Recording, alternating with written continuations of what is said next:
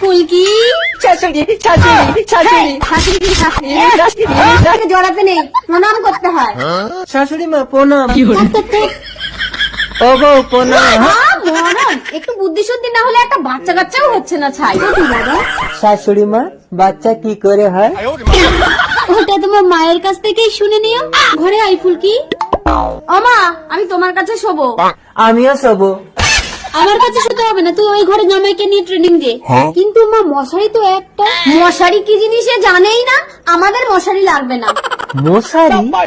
এই আমি শুয়ে পড়লাম, তুমি মশা দাঁড়াও। এই মশা যা যা, মার খাবি তবে রে, মার খাবি তবে রে। আমার বউর গায়ে বসা। এই তোমাকে মশা দাঁড়াতে হবে না, যাও বাইরে যাও।